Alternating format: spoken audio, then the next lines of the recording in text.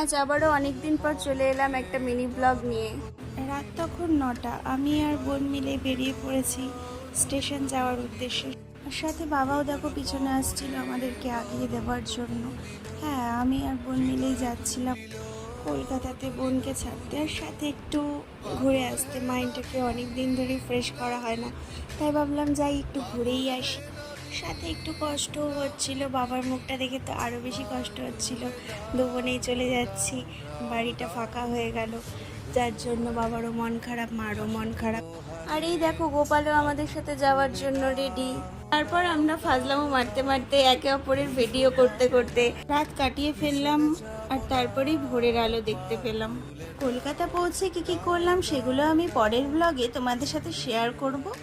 ততক্ষণের জন্য সবাইকে টাটা। বাঁধন খুলে দাও দাও দাও দাও।